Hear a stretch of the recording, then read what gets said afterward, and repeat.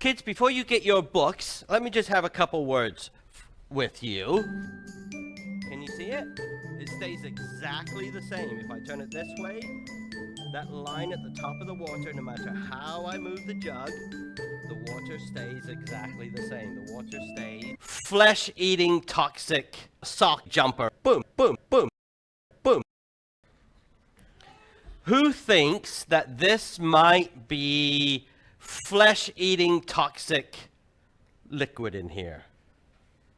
Yeah, I figured Luke and some of you that have been around long enough think, that's exactly the sort of thing our pastor would bring into church.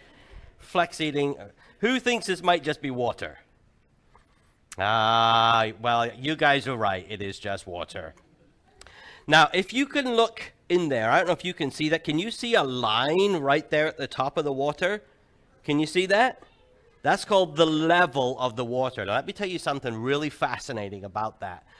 That level, that line, is exactly level with the earth. It is exactly level. So if I turn this like this, you would think, for instance, if that was a sock in there, or a dirty jumper or something, it would move with the jug, and the jug would no longer, or whatever was in there would no longer be level with the earth, right? But can you see what's happening to that line at the top of the water? See that? Can you see it?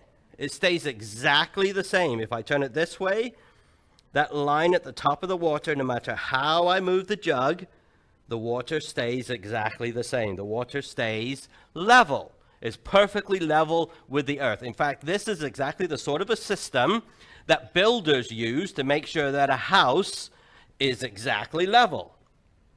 And if you go out and you look at the ocean, and you can look way out there and you see that line, it looks like it's curved, doesn't it?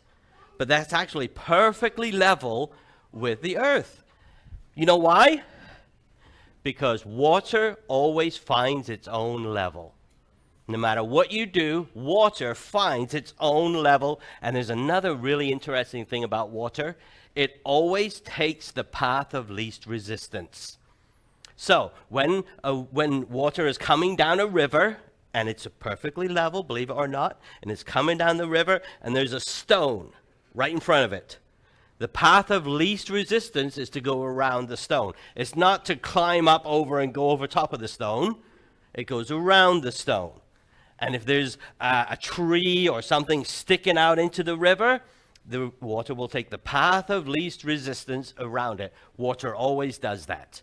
You might say water is quite lazy. It doesn't want to work hard if it doesn't have to. And you know what? You and I are just like that. We are. How many of you kids think you take the path of least resistance? How many of you work harder than you need to?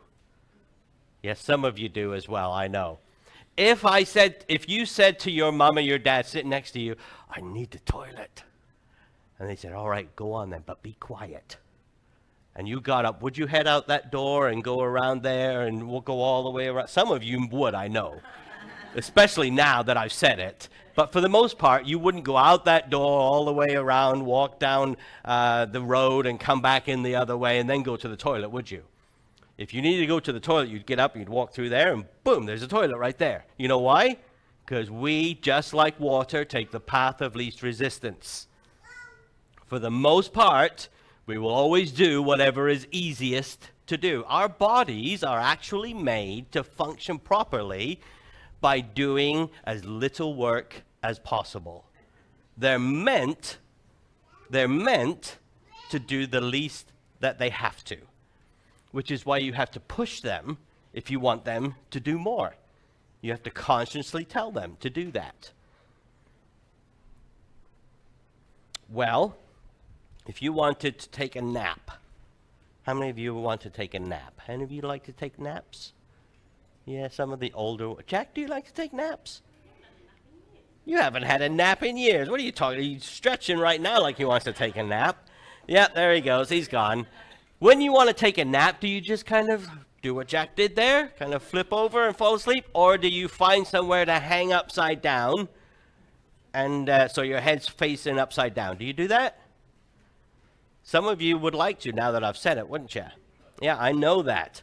But again, the reason we don't do those things is because, first of all, that would be uncomfortable. Our bodies wouldn't like that. So we gravitate to what's nicer. And what's nicer?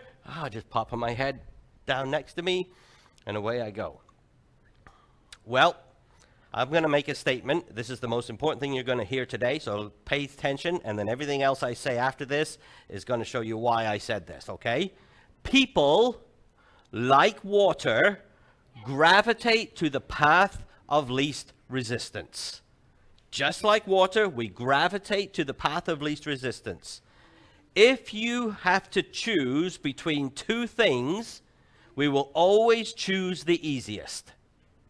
If you have to choose between two things, we will always choose the easiest.